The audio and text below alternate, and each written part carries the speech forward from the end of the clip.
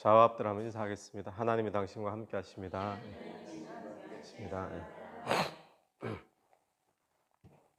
예, 오늘 세례 요한과 이 예수님의 이야기가 등장을 하고 있습니다. 우리 18절 말씀 한번 보시면 요한의 제자들이 이 모든 일을 그에게 알리니 세례 요한에게 제자들이 알렸는데 요한이 그 제자 중 둘을 불러 주께 보내 이르되 오실 그이가 당신이오니까 우리가 다른 일을 기다리오리까 하라 하매 세례 요한이 제자 두 명을 보내서 예수님에게 당신이 메시아가 맞느냐 아니면 우리가 또 메시아를 기다려야 되느냐 메시아가 맞느냐 아니냐 여기에 대해서 확인을 하는 장면인데 이 세례 요한이 왜 직접 오지 않았는가 하면 세례 요한은 감옥에 갇혀 있는 상태입니다. 그러다가 나중에 이제 목이 참수당해서 이제 죽게 되어지죠. 이 감옥에 갇혀 있는 상태에서 이 제자들이 면회를 왔던 거죠. 그래서 예수 그리스도에게 있었던 이 모든 일을 그랬는데 갈릴리에서 주님이 사역하셨던 일들입니다. 어떤 일들이 있습니까? 병자들을 고치고 어제 본문에서는 백부장의 종 또 고치고 또 나인성의 과부 아들을 죽은 아들을 살리고 또 그전에는 베드로의 장모도 고치고 많은 병자들 고치고 죽은 자를 살리고 이런 일들을 요한에게 이야기를 했더니 요한이 그 되어지는 일들을 듣고 있다가 헷갈린 거죠. 메시아가 맞느냐 예수가 아니면 메시아가 아니고 진짜 메시아가 또 따로 와야 되느냐 그걸 지금 질문을 합니다. 자 그러면 세례 요한이 왜 헷갈렸을까요? 예수 그리스도의 갈릴리 사역에 대한 소문을 듣고 왜 헷갈렸을까요? 그 당시의 사람들은 메시아를 어떤 분으로 생각했겠습니까? 그 당시 유대인들은 메시아가 오면 자기들이 지금 로마의 압제 가운데 있기 때문에 메시아가 오시면 이 로마의 압제에서 정치적으로 우리를 구원할 분으로 이 정치적인 메시아로까지 연관시켜서 생각을 하게 되죠. 그러다 보니까 로마에서 독립시키고 이런 부분을 기대하는데 이게 없으니까 이때 당시에 많은 유대인들은 예수님을 메시아라고 생각을 못했던 거죠. 세례 요한도 아마 그랬을까요? 그런 부분이 있을 수도 있을 겁니다. 그런데 세례 요한이 예수님이 하신 일을 듣고 소문을 듣고는 이렇게 했다라는 것이 어떻게 보여지는가 하면 세례 요한이 와서 했던 일이 뭡니까? 예수님 오시기 전에 주의 길을 곧게 하고 그의 길을 평탄케 하고 근데 어떤 일이었죠? 유대 광야 요단강에서 회개의 세례를 전했잖아요. 죄사함, 회개의 죄사함. 그러니까 요한이 선포했던 메시지는 굉장히 강력한 메시지였거든요. 회개와 심판이었습니다. 회개와 심판. 회개하지 않으면 하나님 심판이 임한다. 그래서 사람들에게 독사의 자식들아, 굉장히 강하게 이야기를 하면서 회개에 합당한 열매를 맺어야 된다. 이 합당한 열매를 맺지 않으면 도끼가 이미 나무 뿌리에 놓였으니 열매 맺지 않는 나무들마다 찍어서 불에 던지운다. 굉장히 센 말이죠. 세고 강력하고 그래서 회개와 심판 여기에 대해서 막 강하게 이야기했는데 그런데 예수 그리스도가 오셨잖아요. 오셨으면 회개와 심판을 다스리는 주로 오셨을 것으로 기대를 하는데 그런데 예수님이 하시는 사역의 이야기를 들으니까 병자들을 고쳐주고 또 죽은 자 회개하지도 않았는데 나인성 과부의 아들을 또 긍휼히 여겨서 살려주고 또 백부장 이방인인데 또 이방인의 종 더 가치 없는 그런 존재인데 그런 사람도 가서 고쳐주고 주님이 하시는 일을 보면 회개나 심판이나 이런 강한 그런 일보다도 위로해주고 긍휼히 여겨주고 죄인의 친구가 되어주고 이런 모습들이 주님의 사역 가운데 많이 일어났던 겁니다. 그러니까 요한은 뭐라고 생각을 했을 것인가 하면 이 자기가 가지고 있는 메시아에 대한 생각이 있잖아요. 선입관이죠. 이 생각하고 예수 그리스도가 오셔서 하시는 일하고 이게 뭔가 지금 다르기 때문에 요한이 헷갈렸던 거죠. 예수님도 그 질문을 들으시고는 거기에 대해서 이제 질문의 의도를 아시고 대답을 하십니다.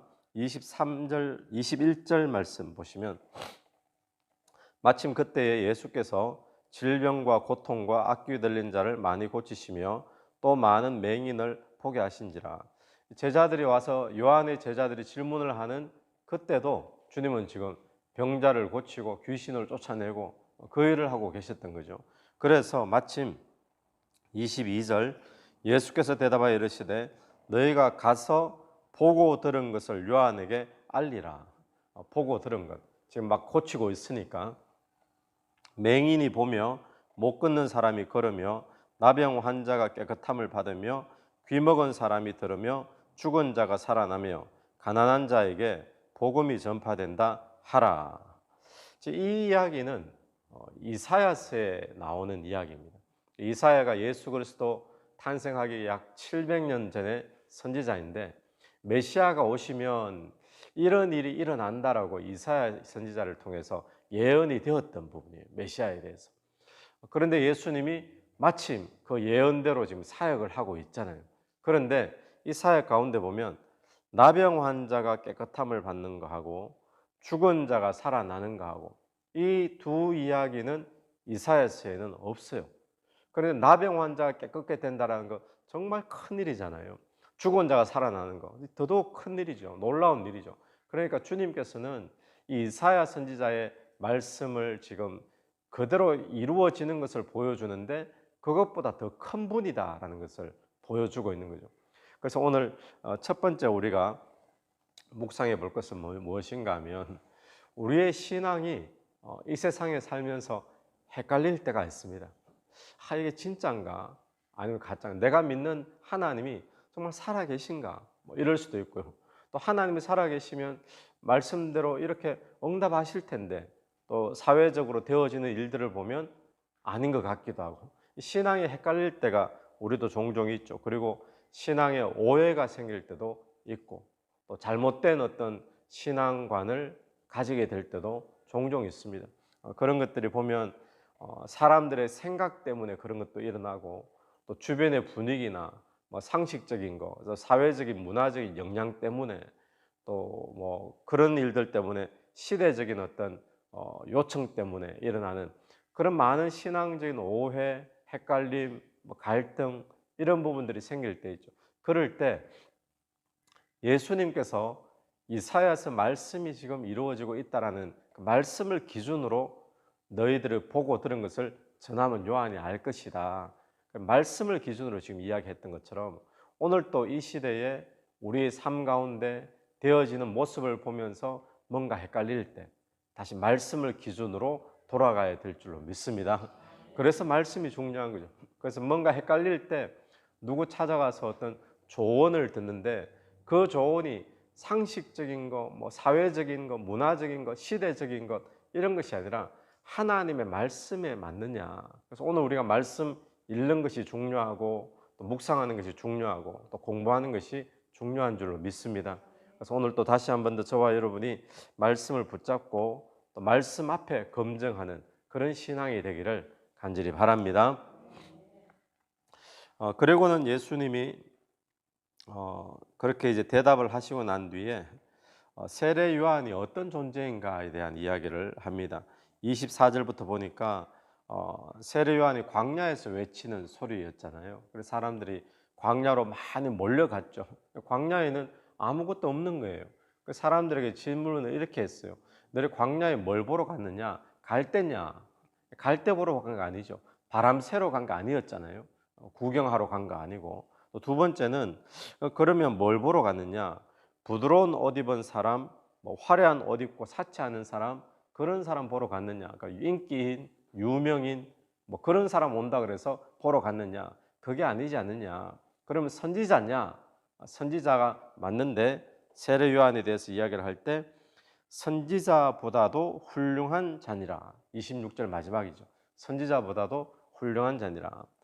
27절 기록된 바 보라 내가 내 사자를 네 앞에 보내노니 그가 네 앞에서 내 길을 준비하리라 한 것이 이 사람에 대한 말씀이라. 세례 요한 이야기죠.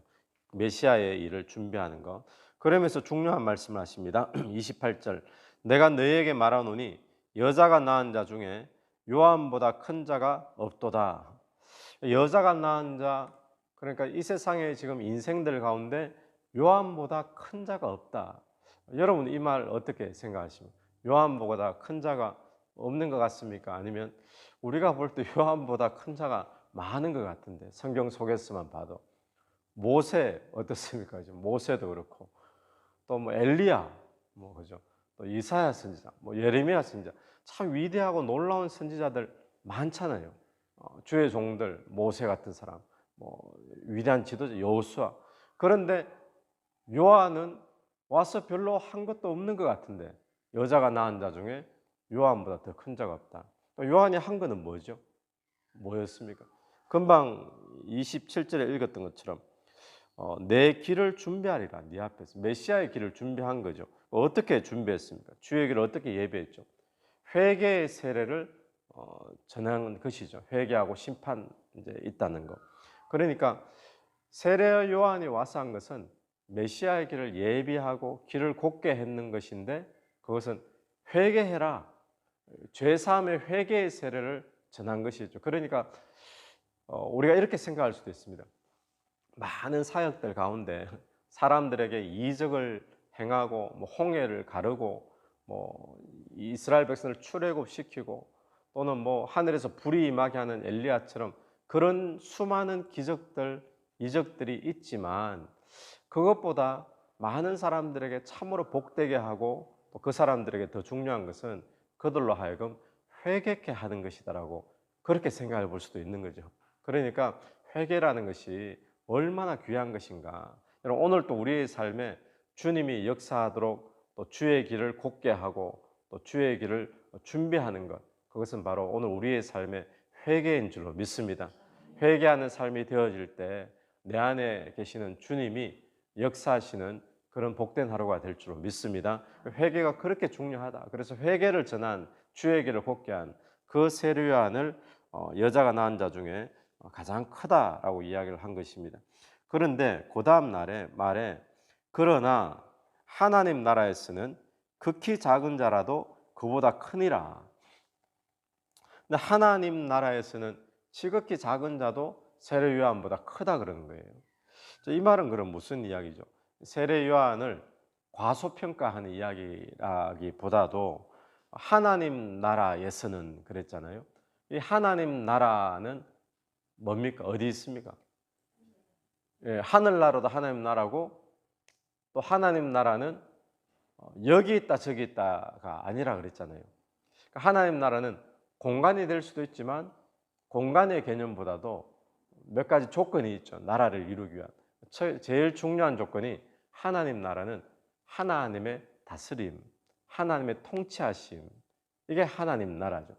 그러니까 우리가 쓰는 표현을 한다면 하나님 나라의 특징은 하나님의 임재입니다. 하나님 임재. 그러니까 하나님의 임재 속에 있는 자, 하나님의 임재의 어떤 현존 앞에 하나님을 보고 하나님을 체험하고 하나님과 동행하고, 이게 하나님 나라의 특징이잖아요.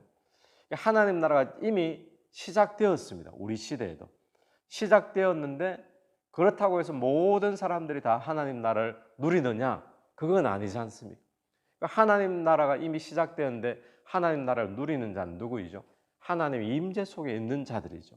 그래서 우리가 지금 올 한 해 동안에 하나님의 임재를 계속 경험하고자 내 앞에 계신 주님을 항상 바라보자, 이런 주제를 했듯이 하나님 나라의 특징은 하나님의 임재인데, 그러면 이 이야기는 세례 요한은 아직까지 구약의 인물로 치거든요. 구약의 인물의 어떤 한계를 보여주는 거예요. 그렇게 위대한 사람도 결국 하나님의 임재 속에 들어와서 하나님 나라 안에서 머물러 있는 그런 사람, 거기서 지극히 작은 사람보다도 못하다라는 것을 이야기하는 거예요. 그래, 강조하는 것은 뭡니까? 하나님 나라를 강조하는 거죠. 하나님 임재를 강조하는 거죠. 여러분, 오늘 하나님 임재 안에 가는 것이 얼마나 복된 일인지 우리가 다시 한 번 더 깨닫고, 하나님의 임재 안에 가는 자라면 세례 요한보다도 더 큰 자라는 사실을 우리가 깨닫고, 귀한 것이라는 깨닫고 하나님의 임재를 사모하는 그런 하루가 되기를 간절히 바랍니다. 그리고는 바리새인과 율법 교사들이 세례 요한을 거부한 이야기를 합니다. 30절 바리새인과 율법 교사들은 그의 세례를 받지 아니하므로 그들 자신을 위한 하나님의 뜻을 저버리니라. 세례 요한의 세례를 받지 않았죠. 그리고 예수 그리스도도 이 사람들이 거부하죠. 그런 이제 모습들을 뭐라고 비유하는가 하면 31절 또 이르시되 이 세대의 사람을 무엇으로 비유할까 무엇과 같은가 비유하건대 아이들이 장터에 앉아 서로 불러 이르되 지금 아이들이 장터에 앉아서 노는 놀이를 이야기합니다. 놀이. 어떤 놀이를 이야기하는가 하면 두 가지의 놀이인데 피리를 불어도 너희가 춤을 추지 않고 피리 부는 놀이. 두 번째는 곡을 하여도 너희가 울지 아니하고 두 가지 놀이. 첫 번째는 결혼식으로 추측합니다. 결혼식 놀이. 결혼식을 하면 잔치니까 피리를 불고 사람들이 춤을 추고 그런 놀이를 하는데도 춤을 추지 않는 거예요. 피리를 불어도. 또 곡을 하는 장례식 놀이를 해도 울지를 않는 거죠. 그러면 무슨 이야기는 반응이 없다는 겁니다. 그리고 회개를 이야기해도 반응이 없고 복음을 이야기해도 반응이 없고 심판을 이야기해도 반응이 없고 그런데 뭐는 반응하는가 하면 33절 보십시오.